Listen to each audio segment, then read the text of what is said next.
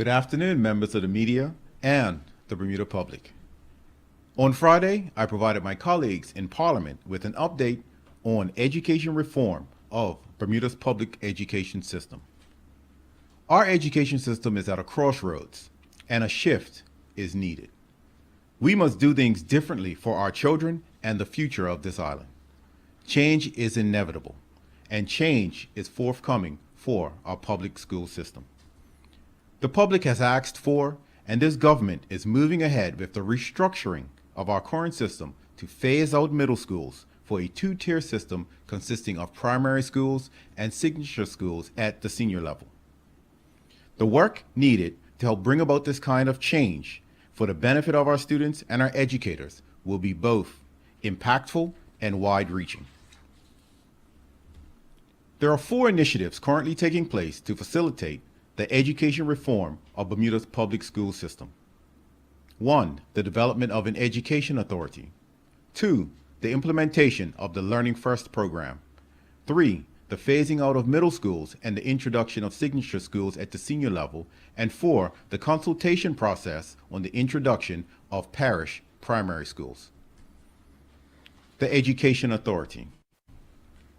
It is not enough to say that we want our students to be challenged, to be innovative, dynamic, critical thinkers, entrepreneurs, and intellectuals. Nor is it enough to say that our educators must be equipped with the professional development and ample teaching tools to help them deliver an education curriculum with creativity, with passion, and create a positive learning environment. In order to assure that students and teachers are able to perform at these levels, we must ensure that the system as a whole functions at the highest levels possible. That will be the work of the Education Authority. The Education Authority is a committee consisting of the chairman and deputy chairman of the Board of Education, members from the Bermuda First Education Committee, and our Education Consultant Innovation Unit. They have been tasked with developing a plan which will strengthen the performance management of all schools and persons at the administrative, classroom, and student levels of support within the Department of Education. We are pleased to have the support of critical stakeholders in the creation of the Education Authority. We all want a public education system where all aspects and stakeholders work together for the betterment of students and teachers with the aim of having top-notch learning and working environment. The Learning First program. The Learning First program involves a wide range of stakeholders collaboratively working together to design an improved learning environment for public schools. As mentioned in previous statements, the 54-person design team consists of Bermudians who are educators, school leaders, parents, business persons, unions, cultural, and community partners. In the past 2 months, the design team has been busy engaged in meetings that include an introduction to digital reporting processes, core education priorities, understanding and building on the public school case for change, understanding what is design thinking, changing mindsets to design a new system, solutions for redesigning the public school system, how to deliver better outcomes for learners, and using research to inform the school design process. The objective of their work is to prepare, support for effective delivery of new learning experiences for our students. During the month of November, the design team assessed the public school system from the perspective of relevant stakeholders and community members. The team members conducted surveys of students, teachers, principals, school leaders, and businesses. This research was critical to gather key data about their experiences with the public school education for such things as what is working well, challenges encountered, improvements needed to the system during the design of the system learning. The first monthly newsletter from Learning First was sent out on Friday, and by all accounts, it was received well. I encourage the public to stay updated and log on to www.bermudafirst.com bda.com and hit the subscribe button so you can stay informed. The phasing out of middle schools and introduction of signature schools. As stated in the 2020 speech from the throne, the government will bring forth a bill to amend the Education Act to support the decision to phase out middle schools, introduce signature schools, and move from a 3-tier system to a 2-tier public education system. The legislation will pave the way to gradually phase out middle schools. When that process begins, we will see the current M1 and M2 years moved to the primary level. Senior level signature schools introduced, and the current M3 year moved to senior school.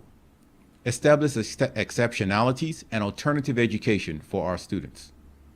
As a result, the reformed education system will see primary school education consist of P1 through P8, and senior schools or signature schools consist of S1 through S5.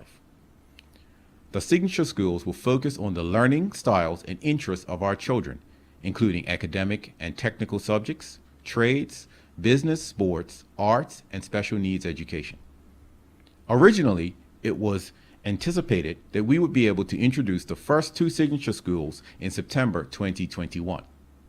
However, we recognize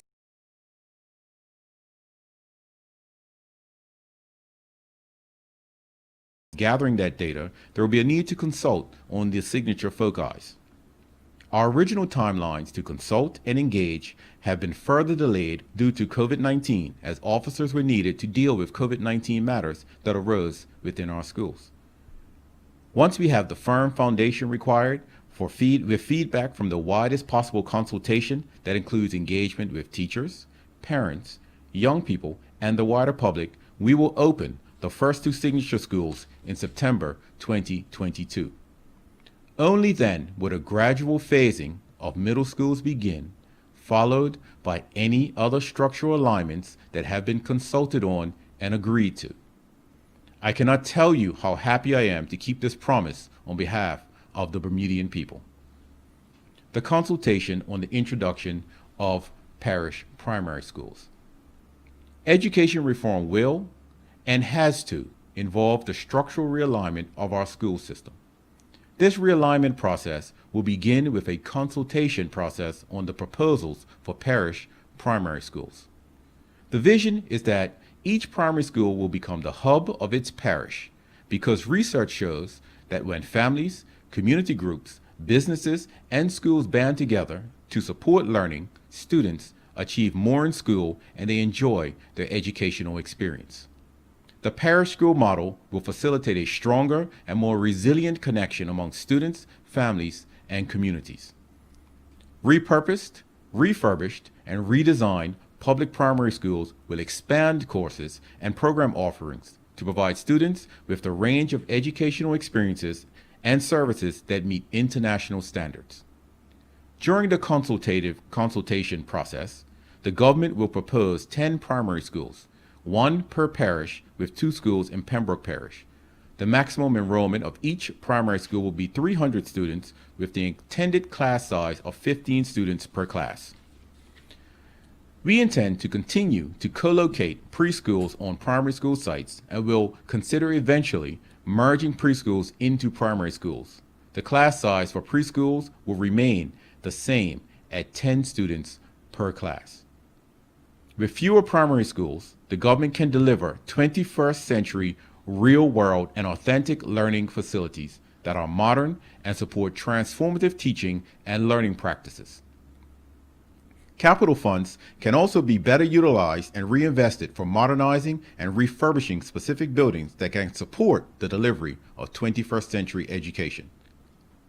The consultation document will be launched this week, and the dates of public consultation meetings will be shared in the new year. This consultation will end in March 2021. As evidenced by a misleading headline published after my update in the House of Assembly, this topic of the possible realignment of our primary schools is an emotive one, and some will try to play on that.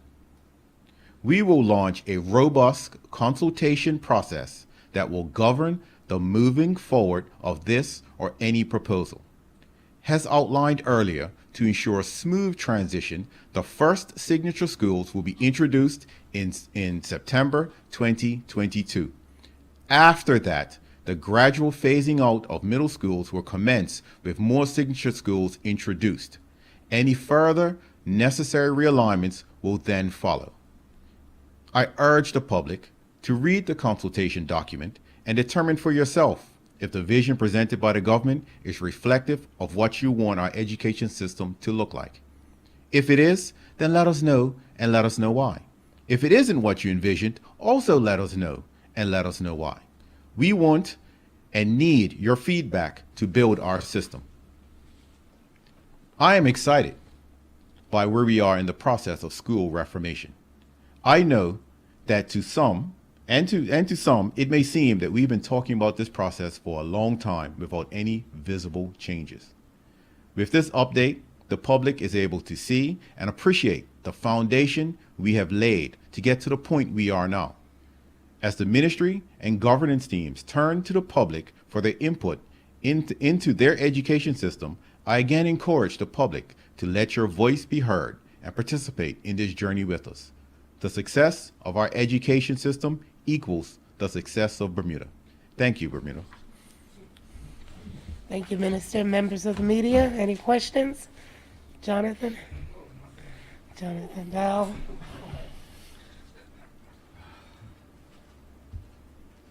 Good afternoon, Minister, and Good thanks for afternoon, having Jonathan. us. And I did hear you in the House of Assembly on Friday when speaking on the subject of primary schools. Is it fair to say it sounds like we're headed back to a more parish-centered culture for our primary schools? You know, I was a lot younger then, but I remember there was talk in the 90s that was something that we kind of lost in some of the changes. Are we in some ways, this is about going back to that parish-centric model of older days? Well, Jonathan, what we have to understand is we have to look at what worked in the past, what didn't work in the past, what we need to make it work moving forward in the future. And yes, I do understand that some of the things that we're talking about will be familiar to some of our older persons within our community. But rest assured that we are not just wholesale going back to an old system that worked for the time that it was there. One thing that I do note with education and with change, it must keep up with what's going on in today's world. And the changes that we're talking about now are rooted in the research that shows us what is happening in Bermuda now with our education system. It's just not adequately servicing our children, and we need to move forward with something else.